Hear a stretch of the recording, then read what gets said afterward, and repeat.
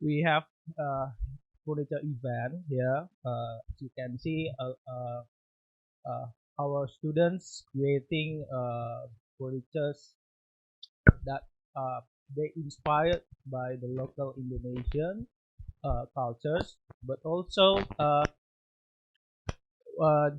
they're trying to implement these Indonesian cultures into the mid-century themes. And as you can see, every student have their own concept, have their own design approach, design thinking through this challenge. Yeah. Um, so in furniture design course at LaSalle College Jakarta, we ask a student to challenge themselves to explore the Indonesian local material and then as well as the traditional concept of space. And then also how to develop a sustainable yet relevant design that can keep our culture, Indonesian cultures, in motion. And uh, today we're having two great designers. Alvin coming from furniture background, from Alvin T Studio. Yeah, correct, right? Yeah. And then Mr. Christin is a principal of HBA, Bachelor Association. So for today, they will share with us how uh, their opinion about this uh, themes or our topic today. All right. So for Mr. Alvin and Mr. Christian, uh, maybe I have some questions for you guys. Uh, First of all, when we talk about the Indonesian materials and Indonesian cultures, how is the relevant in terms of design, or maybe in terms of maybe a furniture design, or maybe in terms of the design itself, and then how the relevance with the design approach as you as the designers. Maybe can start from Mr. Christian first. Yeah, thank you.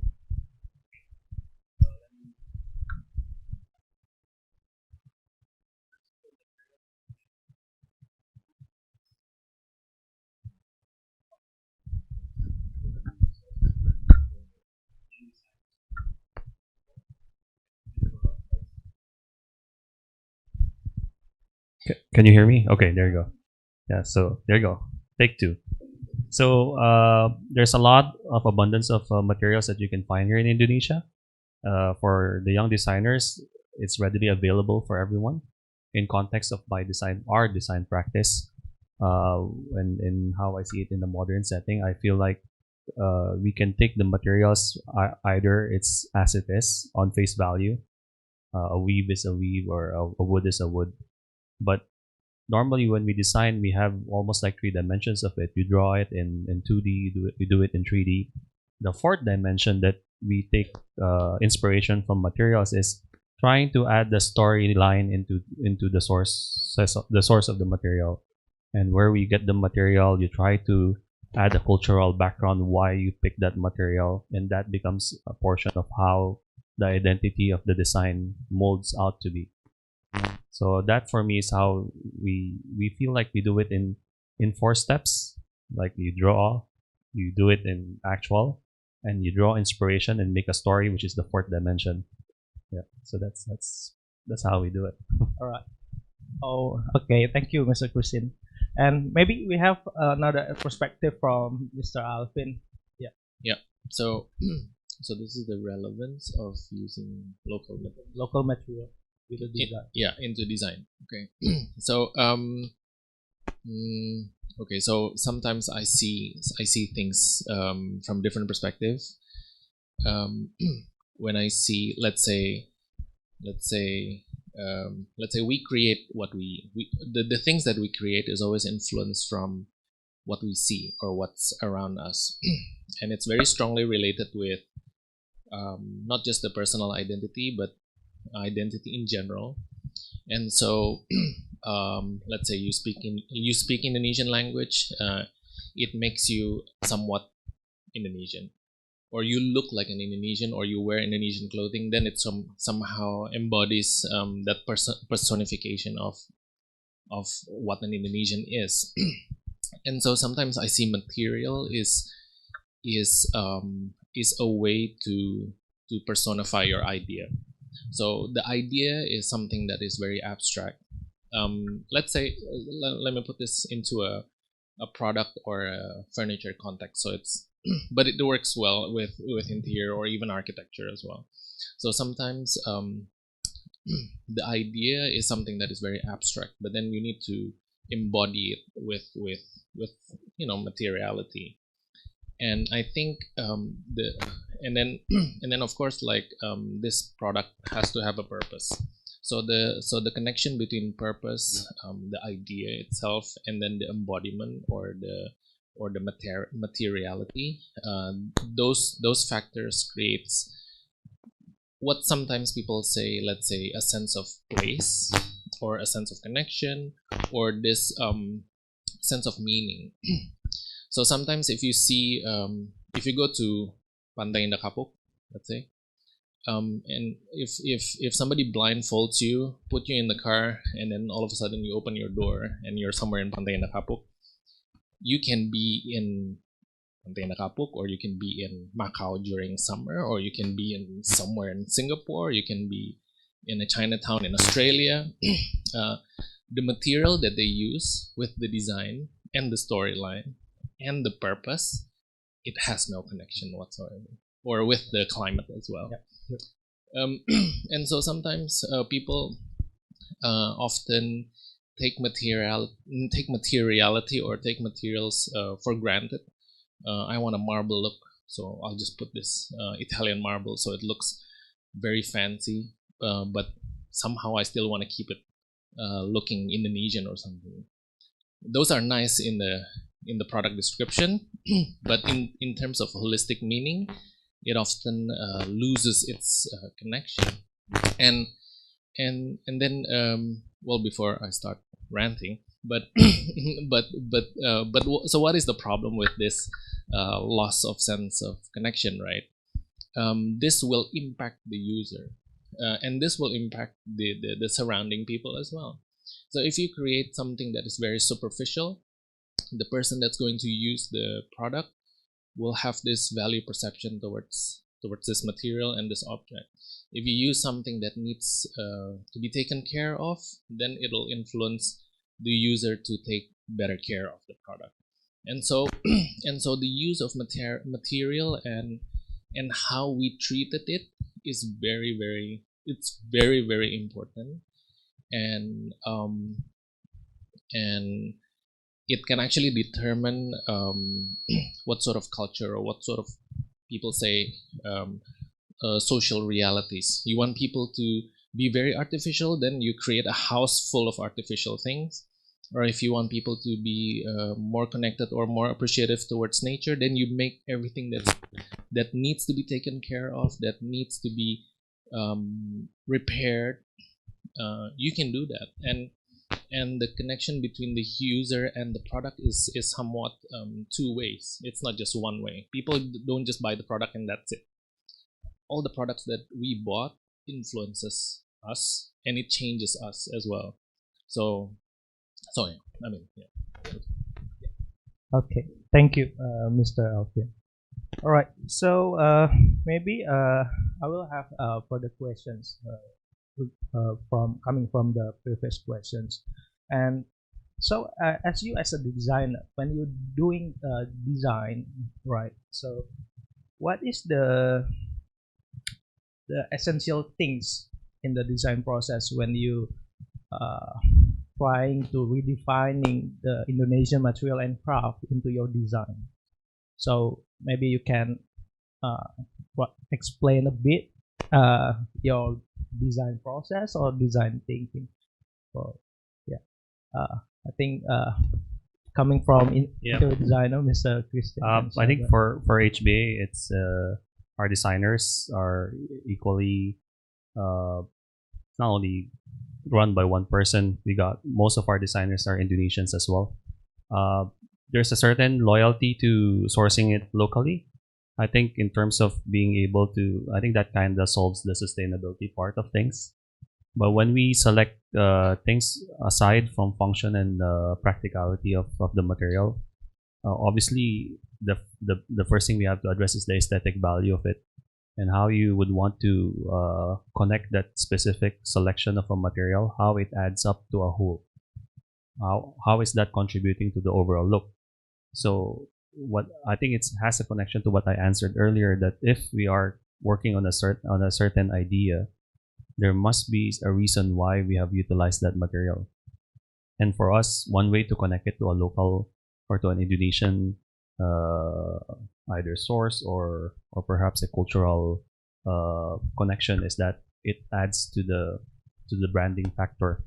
That when we, especially HBA, when we do hotels, we have to have a storyline that's part of the marketing branding of the whole property. And so in every aspect of the design, there is some hint of what that storyline is.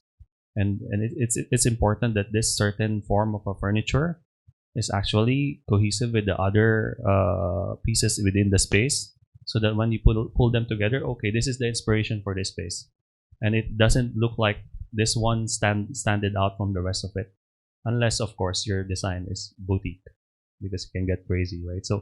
So yeah, I think the main point is it depends on the designer if they want to be subtle, they want to be direct on how they want to really inject that Indonesian aspect to it in theme and also on the sourcing.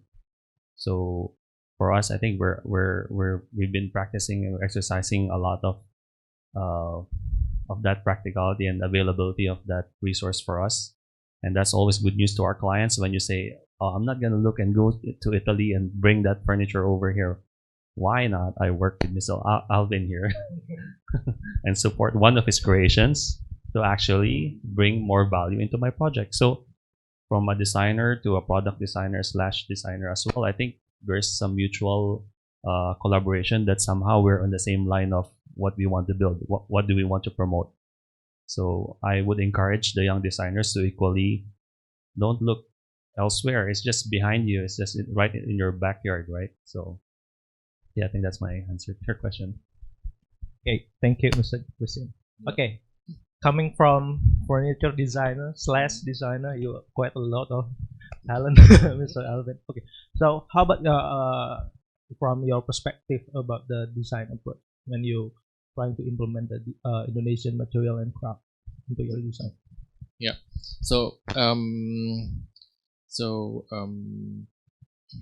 I mean, yeah, we ask a lot of questions whenever we try to create something.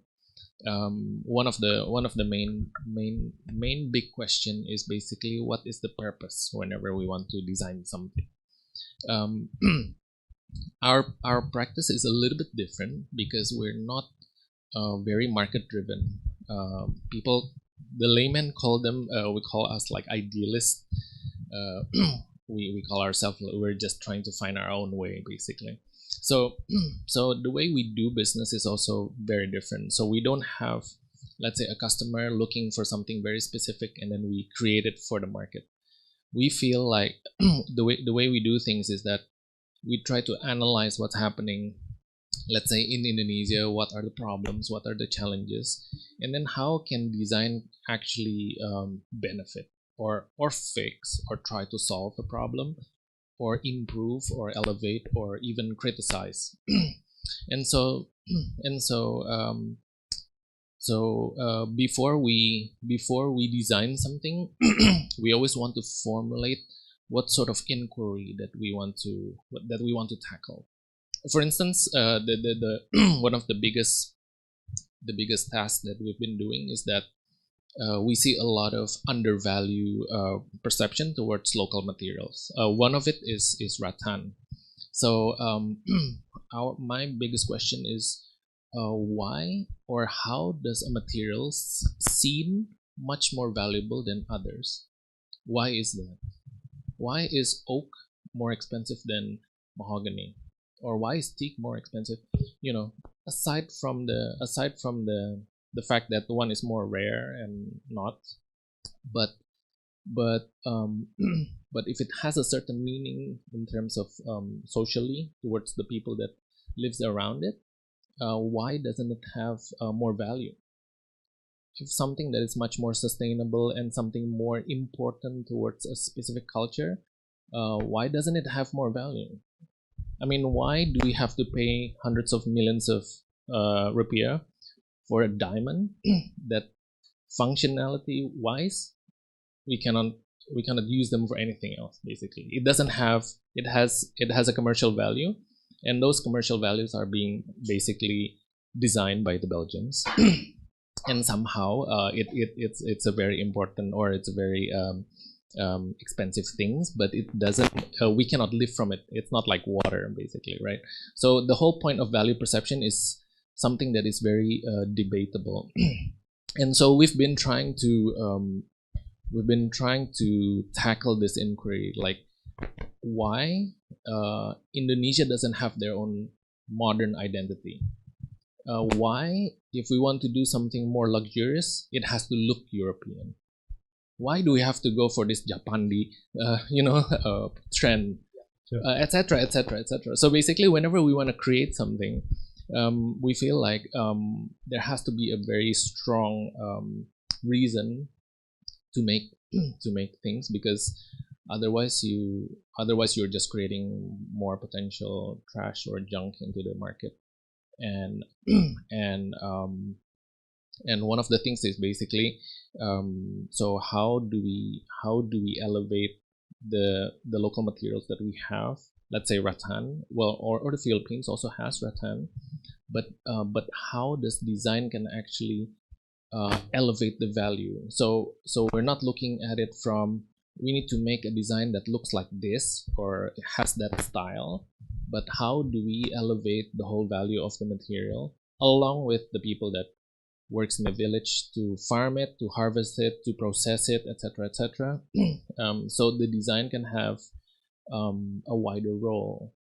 Often this type of process confuses a lot of our team, because it's not a linear process. So sometimes, or most of the time, design is quite of a linear process. You have a brief, and then you try and tackle it. You make the concept, and then you create what do you call it, technical specification, and then you construct it. Often we try to analyze the problem. We create a design that somehow make the problem clearer, and then after that, then we try to understand it even more. Sometimes we need to understand people from the village or other supply chain inside the ecosystem, and then we try to develop it even further. So it's a very non-linear process. And it can be very, what do you call it, like it crosses boundaries as well. So it's not just I understand product design, but I don't want to understand the social issue. You need to understand that as well, because the material is not something that we just buy it from the shop. The material comes from a village that has 50 or 500 people that lives around it, and they've been using this way of material very differently rather than us designers in the city. So the way we see things also very different. So I don't know if that answered your question. but it's very important to really understand the material, not from a technical specification, but from a social and economic perspective as well. Yeah. So Alvin, the studio have like broader perspective. Like it's not only like just using Indonesian material, put it into the design, but we as a designer need to have more awareness for the Indonesian material. And all right, yeah, thank you, Mr. Alvin and Mr. Christin. Okay, maybe this is the last question from me, and then there will be a separate question coming from the audience. Right. As a designers, both for Mr. Christian and Mr. Alvin, do you have any insight for future young designer? Because currently we, at LaSalle, a lot of future designer here. So do you maybe do you share your insight or maybe uh, the what's called the message that you want to give to the future young designer, how to raise this kind of awareness of the Indonesian material and craft. To add to Alvin's mention on rattan as a material, just fun fact out there that 70% of rattan supply is coming from Indonesia. Philippines is only a margin of 5% on that. So can you imagine the abundance of that material that is waiting for you guys to unlock? So he's one example. He's made a material that's very rigid or very hard to maneuver, but equally it has its flexibility. So the main tip for the young designers is exercise your creativity and uniqueness on your projects. Try to understand the material, know the limits, know what can be done out of it, understand the engineering process so you can start being your own apple of something. So the best furnitures that comes out there that catches your eyes because it has something unique about it, and because it's been using a certain material and that material has gone beyond its common use. Perhaps if it was wood, but then the form is very fluid, something that's very catchy from a designer's standpoint, aesthetic, and then it somewhat connects to a local source. So it's all about your usage and how you are able to mold the material or whatever sources you're coming from what area, and then build up around it. So it's our job as our designers to make sure that we know what we're doing. We're trying to make something out of something as simple as wood, rattan, stone, and I guess that's the whole fun of being a designer, to create, right? So I encourage you guys to build, create, you know, get your hands dirty and be something, you know. And I think here's our example here. Yeah. Hands are dirty. All right. Um, okay, so I've been reading this book. It's called Are We Human by Beatrice Colomina and Mark Wigley. It's a little yellow book. You should all Google it up. Actually, you should just buy them and read them, because it's really interesting how they question what makes us different as humans, comparing to other animals. We are also animals. We just happen to be called humans, but we're animals. What makes us different? And and in some chapter of the book, it says humans are the only species that can that can change its environment, and therefore the environment changes us. So if we let's say if a bird eats from this tree, so long the tree is there, or it doesn't get crushed by thunderstorm or something, it just gonna stay for thousands of years eating from the same tree. But humans, we're not like that. You know, we want to have our coffee faster. We create coffee shops. We create delivery systems. We created these artificial intelligence softwares, etc., etc. And then those softwares changes the way we think, changes the way we live, changes the way we see things, changes what we believe in, and therefore, now the biggest question is, or the biggest takeaway is that humans create all these changes, and all these changes create us without knowing where it's going to lead us. So we all create all these things not knowing, you know, the end, Yeah. you know, the future, or the end, or, you know, how is this going to affect us in the long term. We all create, let's say, this, I don't know, maybe I'm a little bit broadening up, but let's say we create all this capitalist systems, we create all these religions, but we don't know what's the end, basically.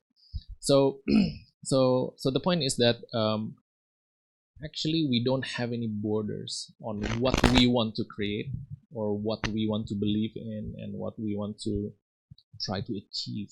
I'm just trying to say is that because the world is a very difficult, let's say, very complex, systematic world out there when you start working, but it does not mean that you can create whatever, you know. you don't like the way you work like this, why don't you change, or why don't you redesign your business model? Don't design the product, don't redesign the product if you hate the way if you don't like the way you work. Maybe you need to design your workflow, maybe you need to design your life, maybe you need to redesign your wife, maybe, I don't know. I mean, yeah, I mean, recently they just had they just delivered a baby with 3 fathers, right? That's oddly weird.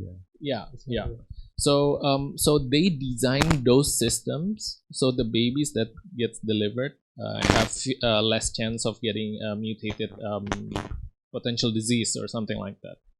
They design those systems because they don't want to have, let's say, babies that has higher probability of diseases.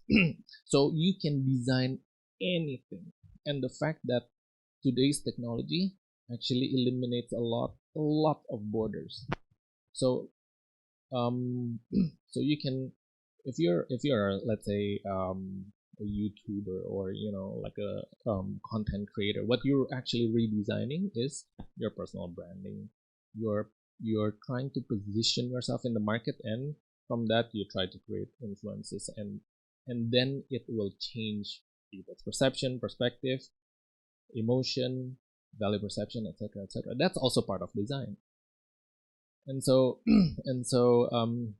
I think in this age we should not limit ourselves. Let's say I'm a graduate of product design. This is the borderline, of my responsibility. Just outside of that, that's an architect's problem. That's not my problem.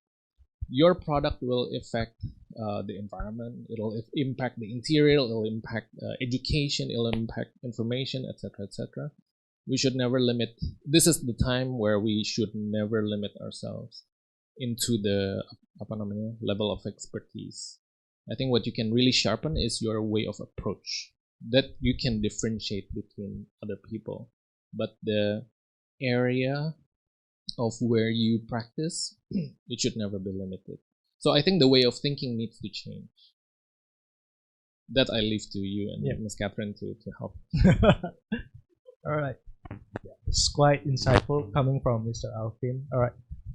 So maybe there is a question from audience. Yeah. Okay, we still have 10 minutes for the Q&A. So if you guys have any questions for both Mr. Christin and Mr. Alvin, feel free to ask. Okay, we have about 10 minutes less. Right. Correct. Right. You have any questions? Nggak usah malu-malu. Pakai bahasa Indonesia juga nggak apa-apa ya. Nanti dibantu di translate. Oke. Ada pertanyaan mungkin dari teman-teman semua yang ada di sini, ya. Di sini ada yang half designer mungkin ya. Teman-teman LaSalle juga ada beberapa yang mungkin become future designer juga nanti, hopefully di LaSalle. Oke, ya. Ada yang bisa bantu mic-nya? Oh, Cecil ya? Iya, nggak kelihatan pakai masker. Ya, halo Cecil. Ya.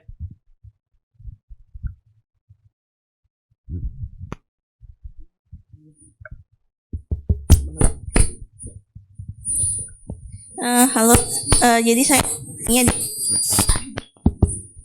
actually what are the challenges of furniture gitu? Maksudnya kesulitan apa sih biasanya yang dihadapin sama furniture designer? Terus gimana caranya how to resolve it gitu?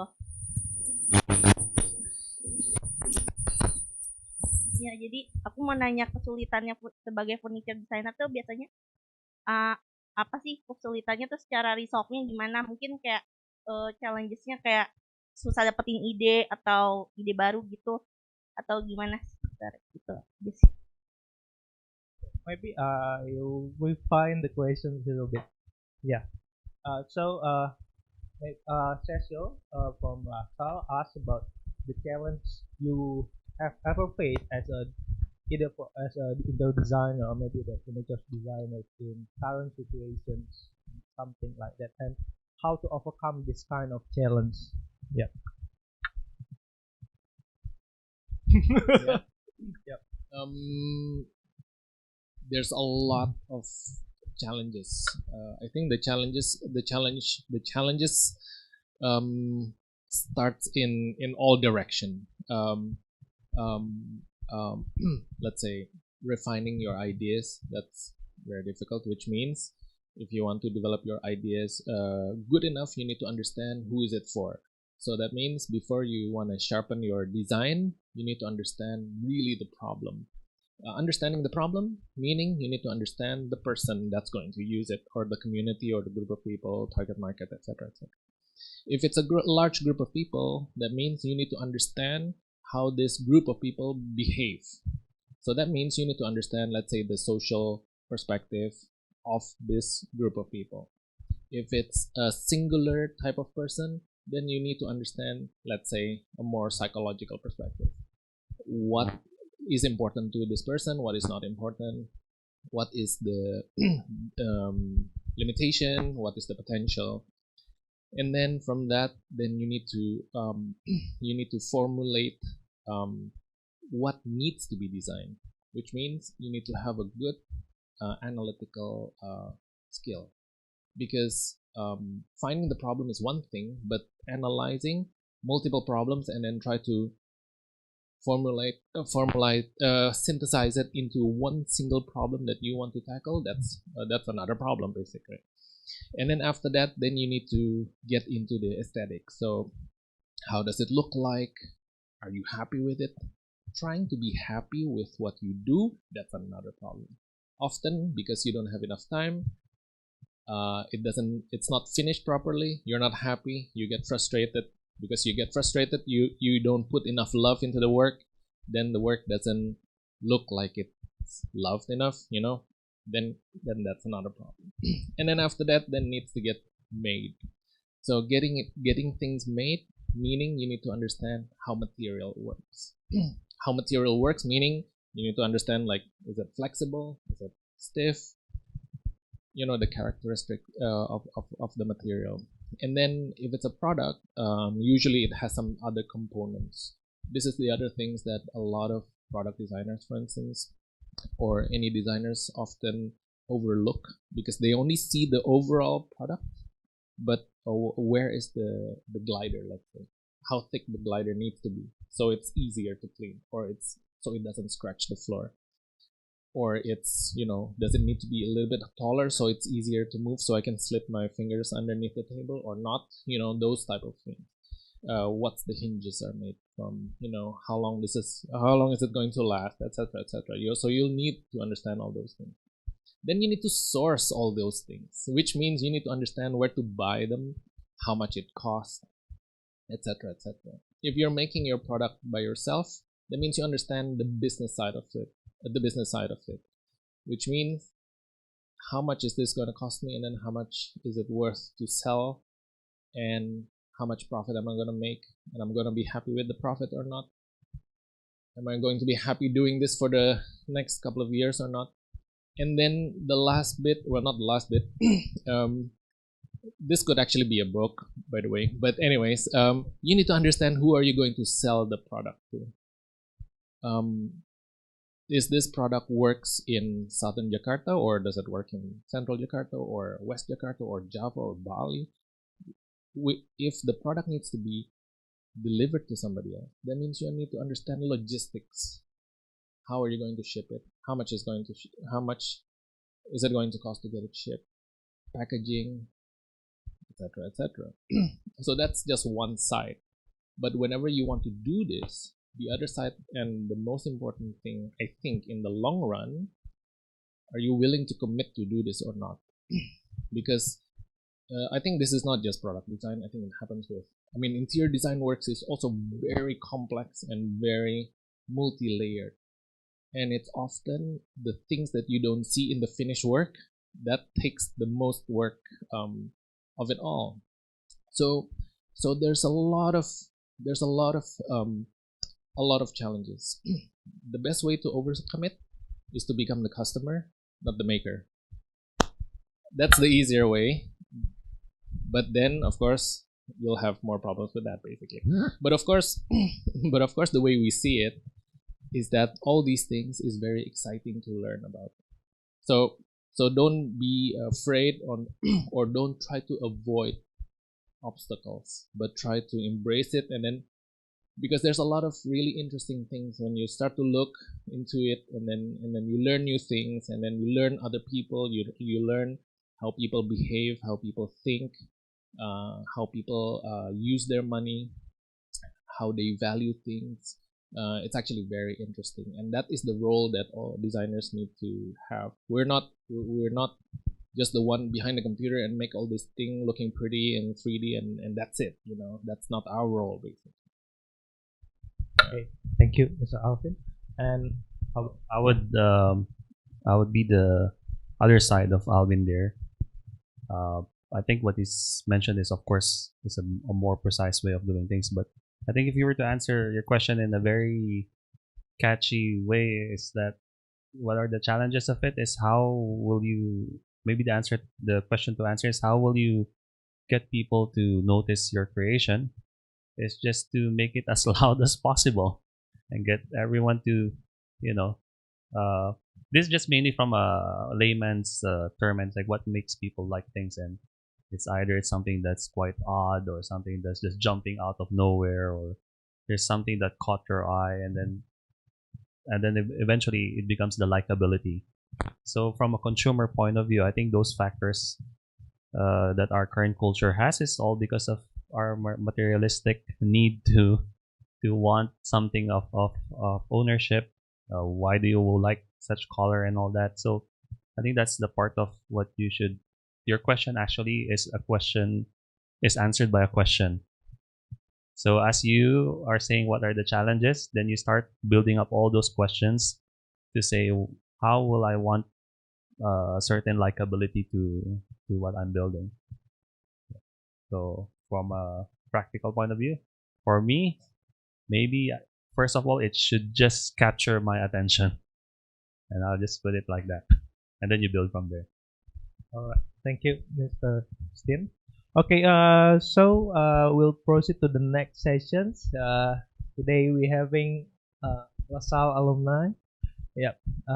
Hello, Kiray. So we'll continue to the sharing session by Kiray. Yep.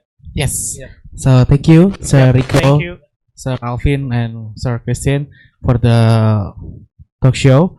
So if you guys have a question, you can directly to ask the Sir Alvin or Sir Christin in here. Okay? Yes, maybe we still have 10 minutes. So Sir Alvin and Sir Christin, thank you. Please back to your slide, and then Kiray. Hi Kiray. Thank you Sir Rico. Sir Rico mungkin boleh di sini sama aku ya. Iya, kita agak berdiri aja karena Kiray. Jadi Kiray ini adalah alumni dari LaSalle College Jakarta. Jadi kalau mungkin buat teman-teman ini student ataupun mungkin yang calon-calon student, nah ini adalah Kiray. Kiray ini alumni dari interior design LaSalle, yang dimana Kiray ini udah banyak banget projectnya sejak tahun 2020 Kiray ya. Kiray boleh dipakai mikrofonnya? Mungkin boleh perkenalan dulu dong Kiray. Hai semua, mungkin aku ngomong Indo-Inggris kita campur aja kali ya, biar semuanya ngerti. Dan aku Kiray, aku interior design student di LaSalle angkatan 2019.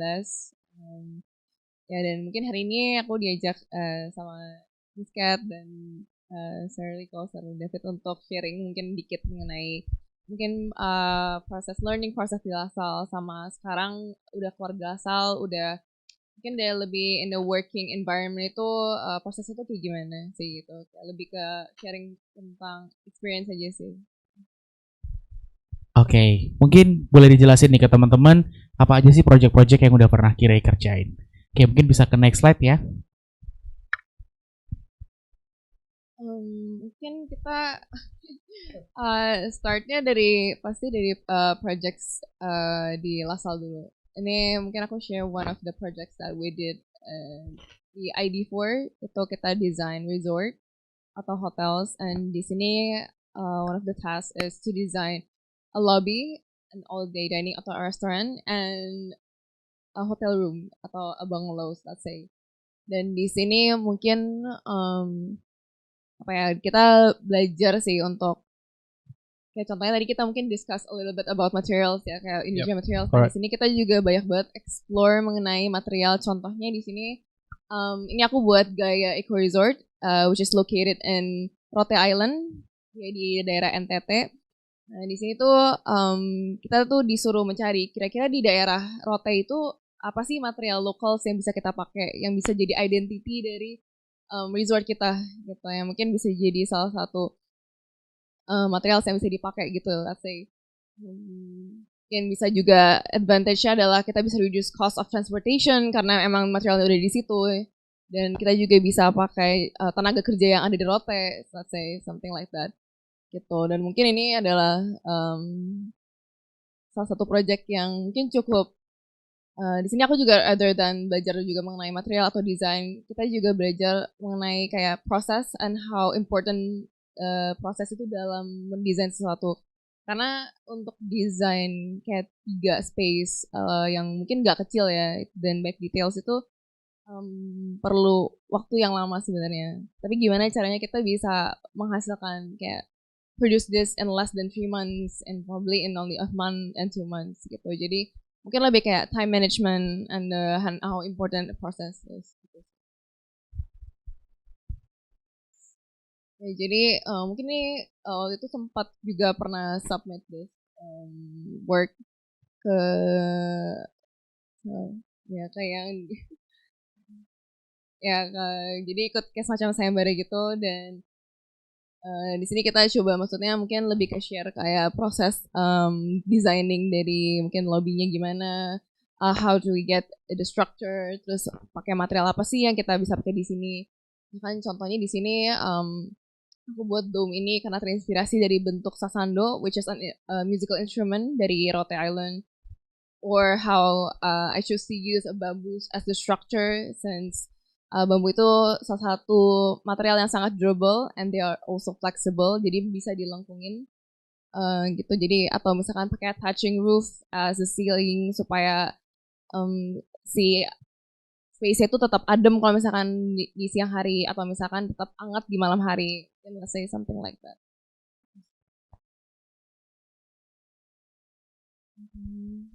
Ya, all day diningnya sama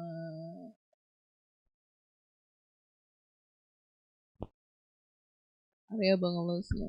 Jadi mungkin overall proses kayak gitu sih untuk desain si resort ini. Mungkin sekarang aku juga mau sharing lebih ke kayak what I do now and proses apa sih yang kayak dipelajarin yang bisa diambil dari aku belajar di LaSalle yang berguna gitu di misalkan di in real life, in real experience gitu. One of the first projects yang dikasih ke aku SPIC itu Sensorium Bali, which is open in 2022. Sekarang udah running, running. Dan di sini mungkin pas pertama kali masuk banget in dunia kerja itu mungkin susah banget for me to adapt to the situation on how mungkin maybe di konteks misalkan di LaSalle proses design you guys get 2 months until 3 months to design overall, but here we probably would get only 2 weeks or 1 week to revise everything or to bikin kayak construction drawing yang benar yang gimana. Apalagi mungkin sedikit background, aku sekarang itu di RT Design Studio, which is base-nya itu mereka architecture and I'm an interior designer, dan aku disuruh buat construction drawing yang based on architect drawings gitu. Dan mungkin dari di saat kita udah di dunia kerja gak akan ada orang yang bakal nge-guide kita kayak dosen-dosen atau misalkan teachers di sini. Kayak it's impossible for the principal to guide you one by one, right? Jadi memang harus dari kitanya sendiri yang bisa kayak adapt to the situation di kantornya itu. Terus kayak contohnya di sini kita juga mungkin yang menonjol adalah kita pakai material bata gapit, which is salah satu local material juga yang bisa kita cari. Mereka itu salah satu material yang bisa di-customize dari warna atau dari size juga bisa.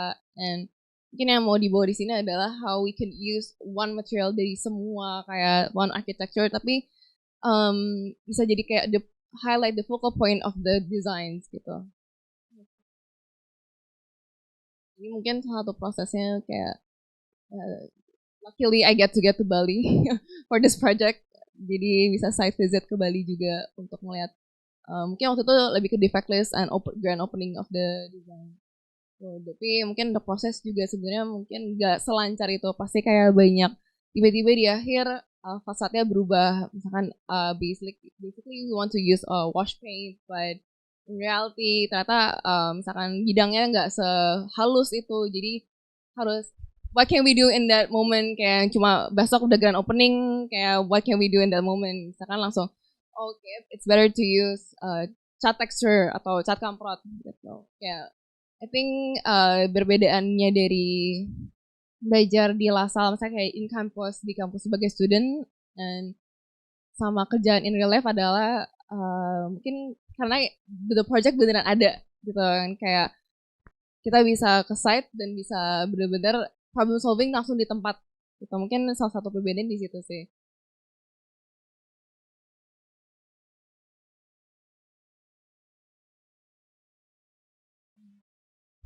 Next,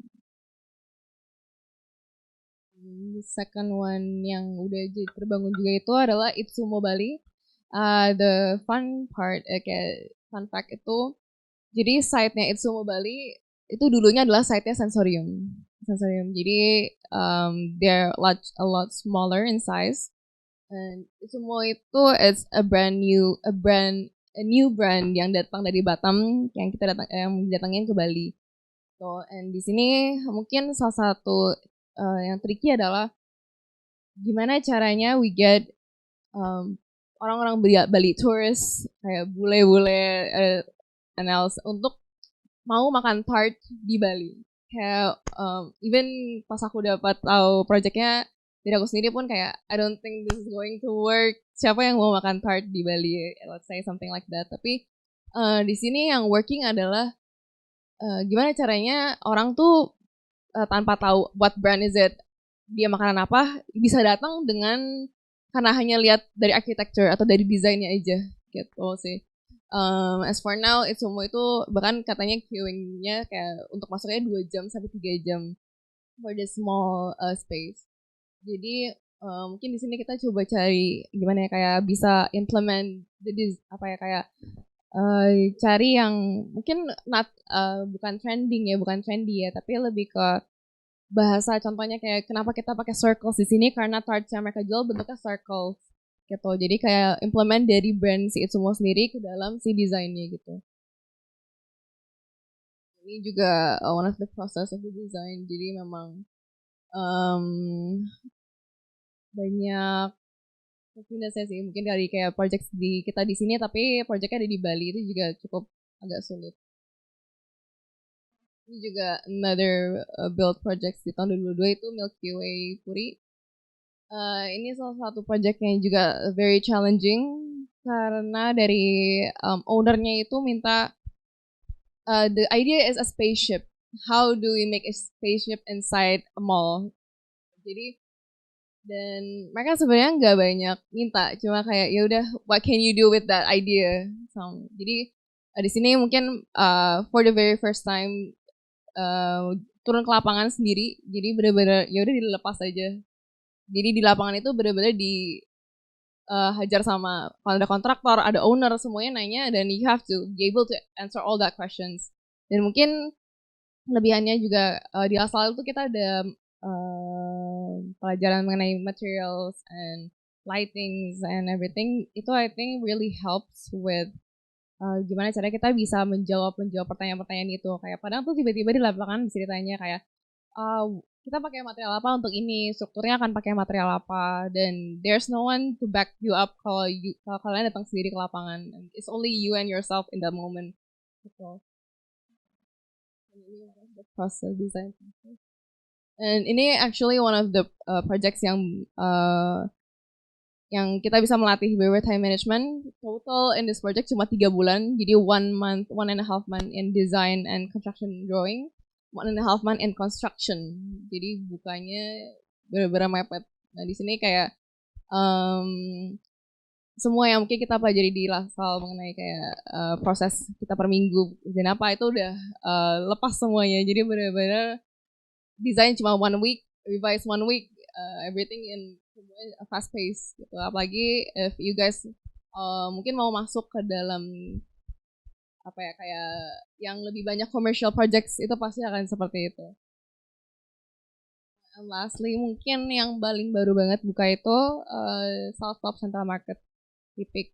And the fun part about this project is South ini adalah sebuah brand yang mereka tuh lagi untuk sana mereka lagi nge-redesign everything. Jadi start from zero kayak mereka mau bangun ulang brandnya di design and they ask Arti untuk jadi brand designer untuk salah satu sendiri semua store-nya from now on. And mungkin yang funnya adalah kita bisa lebih explore karena they don't have any guidelines for now on karena kita jadi lebih bebas untuk mendesain. Dan dari principalnya sendiri from Singapore they ask they really want to have material yang recycled. Jadi mungkin kalau di sini kita lihat di bagian depan ada counterpart sama ada bagian yang planter box itu we work together with wood lamp itu jadi kita pakai semacam durian wood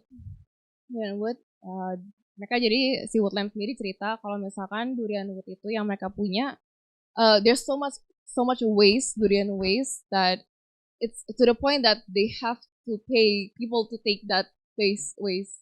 Jadi bukan mereka yang dibayar, tapi mereka yang bayar orang untuk buang waste itu kayak they don't know where it's going to go. Jadi waktu itu ada kesempatan di mana Arti bisa collab sama Woodlamp. Mereka punya ide gimana kalau that durian waste di press together untuk jadi satu balok kayu yang baru. So and that's what we do here. Jadi aku minta di custom bentuknya jadi wood bricks and then akhirnya kita pakai di store supaya jadi mungkin jadi one of the highlight points of the store gitu. Mungkin one of the process. Jadi untuk salah sendiri itu juga one of the fast paced projects ya. Jadi bener-bener cuma kayak 1 month design, 1 month construction drawing, and 1 month. Ya, tapi the fun story di sini sebenarnya kita harus cut off salah satu kontraktor, and it's another experience yang mungkin nanti bisa kalian rasain kayak in real life working. And that's probably it for projects.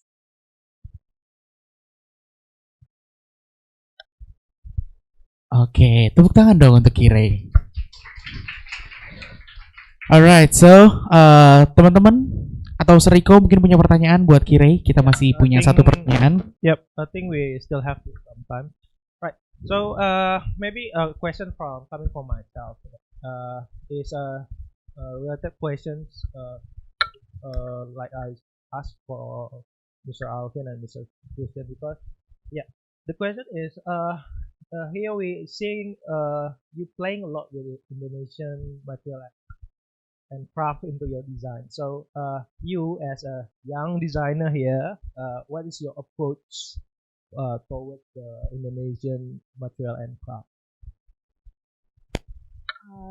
So for the thing is where it's sometimes it's kind of tricky to use Indonesian materials and crafts because some people may see ada beberapa mungkin owners yang rattan wouldn't it look old if you use rattan for furnitures atau anywhere else. Tapi ada there's also some owners yang I want to use local materials, I want to use Indonesian materials. I think sometimes if if we say we're going to design for someone, I think we need to see the perspective from them, okay, what they want, what they would like. And for example, like for the salt stuff, orangnya emang the owner kayak ask for, I want a recycled material, I want something that's local from Indonesia. And I think the fun part is that we get to explore what is there. Kayak contohnya kayak we found the durian, oh ternyata bisa use durian wood, and even I don't know it's there, aku nggak tahu bahkan ternyata ada durian wood sebelumnya, kayak maksudnya yang bisa dipakai for furniture, kayak I never heard of them. Pasti we used to hear thick wood, oak wood, and else. Tapi I think the approach is that mungkin lebih explore to what materials is out there, yang kayak mungkin bisa bikin project itu jadi punya identity yang lebih, yang punya value yang lebih gitu, kayak rather than just using HPL atau veneer yang kayak bisa dapat diproduksi di mana aja. Kayak ini mungkin kalau misalkan kita bisa explore kayak it's going to be a lot better sih, kayak maksudnya kayak kita bisa rather than just using stuff yang kayak tadi kayak misalkan HPL yang kayak emang production yang udah ada banyak. Kita bisa juga sekarang introduce our Indonesian kayak untuk ke clients, ke owners, kayak misalkan kayak sometimes owners doesn't know what they want. They don't know, karena they don't know, they ask us to find, kan kita bisa introduce to them kayak, oh we have this. I think it's a good use. It can be a good use for your, I don't know, commercial projects or residential projects, and I think it's our job to introduce it to them first of all. Okay, thank you, Tire, for the answers. Yeah, I think we still have one more question coming from the audience. Oh, okay, Alia, yeah. Thank you.